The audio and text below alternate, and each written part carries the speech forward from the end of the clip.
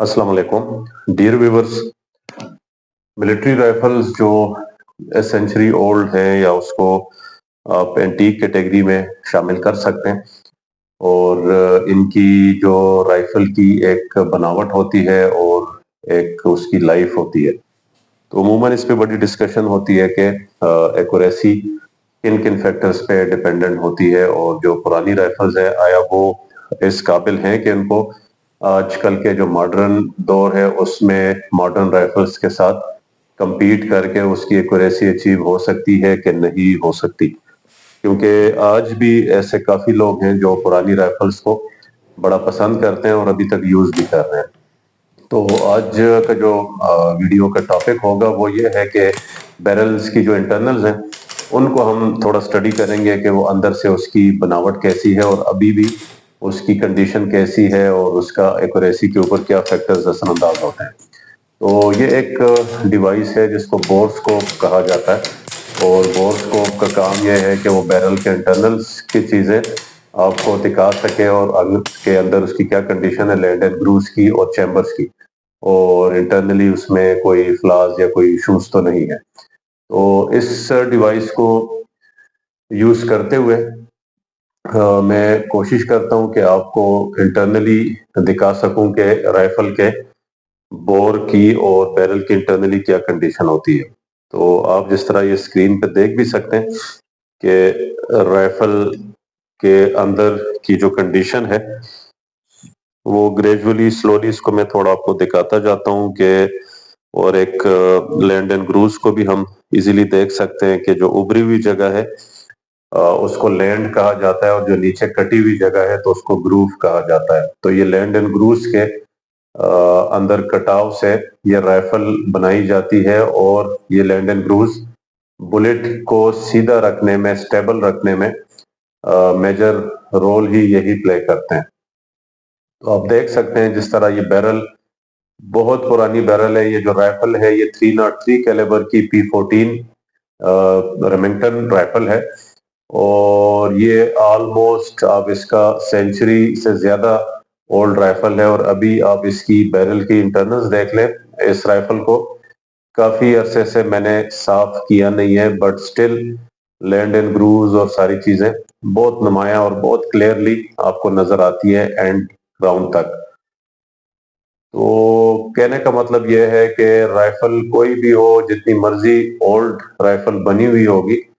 तो उसके अगर मैकेनिक्स और बैरल मेटल इंटरनली इंटैक्ट हैं तो आज भी वो compete कर सकती है, और लॉन्ग रेंज शूटिंग में या हंटिंग में वो बड़ी इफेक्टिवली वो राइफल काम कर सकती है। और इसमें जो चीज देखने वाली है, बोरस्कोप का एडवांटेज ये है कि अगर राइफल के अंदर कोई क्रैक्स हैं, कोई फ्लॉज हैं, तो उससे आप बड़ा इजीली राइफल को या किसी भी गन को चेक कर सकते हैं कि उसके अगर इंटरनली बहुत ज्यादा इश्यूज हैं तो उस राइफल को आप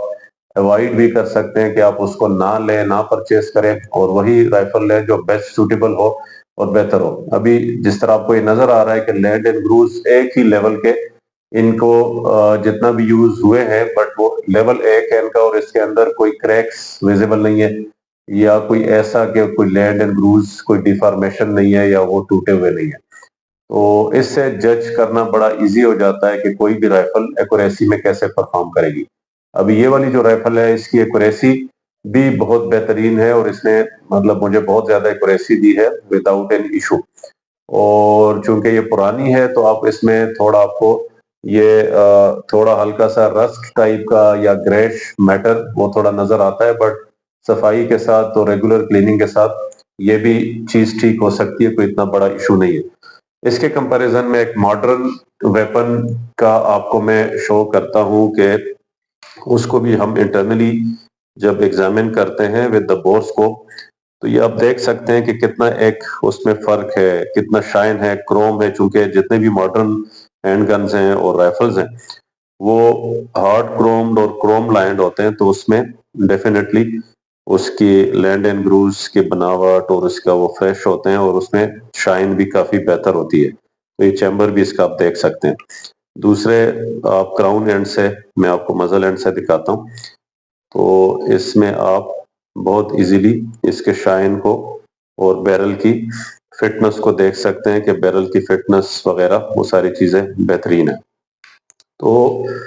کچھ ڈیوائسز ہوتی ہیں جس کا ایفیکٹولی یوز کرنا اچھا ہوتا ہے اگر آپ کے پاس وہ ڈیوائسز ہیں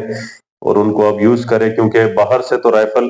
آپ کو نظر آ جاتی ہے، وہ سارا کچھ آپ اس کو جج کر سکتے ہیں، بولٹ بھی اور سارا، بٹ انٹرنلی میکینزمز کو اور اس کو جج کرنے کے لیے اگر آپ کے پاس یہ ماڈرن گیجٹریز ہیں تو اس سے آپ کو ایگزیکٹلی ساری چیزیں کلیئر ہو جاتی ہیں کہ ویپن کے اندر اگر کوئی فلاز ہیں، کوئی ایشوز ہیں، یا ویسے ہی آپ سٹڈی بھی کرنا چاہتے ہیں تو اس سے آپ ایزیلی سٹڈی بھی کر سکتے ہیں۔ تو یہ ایک تھا کہ باقی جو بلٹ کی ایکوریسی اور رائفل کی ایکوریسی ہے، اس میں بلٹ کا بھی بڑا رول ہے، انٹرنل بیلسٹکس کا اور ایکسٹرنل بیلسٹکس دونوں کا بڑا رول ہوتا ہے، تو اس کو بھی آپ لوگ سمجھیں، اس کو سٹڈی کریں، اور اس کے بعد کوئی بھی رائفل جو آپ یوز کر رہے ہیں تو اس کے ساتھ جو سوٹیبل ایمونیشن ہوتا ہے، بلٹس ہوتے ہیں،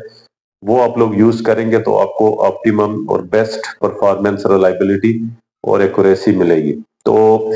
کنکلوڈ میں یہ کروں گا کہ پرانی رائفل ہو یا نئی رائفل ہو، نیو اور اولڈ، وہ اتنا میٹر نہیں کرتا، بٹ جو میٹر چیز کرتی ہے وہ اس کی ابھی اس کی کنڈیشن اور میک اینڈ ٹائپ کون سی رائفل تھی اور ابھی کرنٹ اس کی کیا کنڈیشن ہے۔ تو یہ رائفل فٹ فار یوز ہے، اس کو بالکل میں یوز کر بھی رہا ہوں اور مزید بھی یوز کروں گا انشاءاللہ، کیونکہ اس کے میٹل میں، اس کے انٹرنلز میں کوئی باہر سے کوئی ایشو فلا نہیں ہے۔ تو یہ تھوڑا ٹاپک ڈسکس کرنا تھا، ٹیکنیکل ٹاپک تھا، بٹ تھوڑا لوگوں کو یہی ہوتا ہے کہ جب وہ ویپن لیتے ہیں تو باہر سے ایگزامن کر لیتے ہیں، انسپیکشن ہو جاتی ہے، فائر بھی وہ کر لیتے ہیں، بٹ ان کو ایکوریسی ملتی نہیں ہے، تو ایٹ ٹائمز فرسٹریشن ہوتی ہے کہ وجہ کیا ہے۔ تو کوئی بھی ویپن یوزڈ میں اسپیشلی لینے سے پہلے یہ والے ڈیوائسز اگر آپ کے پاس ہیں تو ان کا آپ یوز کریں، اور خریدنے سے پہلے آپ وہ ویپن چوز کریں جو آپ کو ہر لحاظ سے انٹرنلی بھی اور ایکسٹرنلی بھی بیسٹ کنڈیشن میں ہو۔ Thank you very much.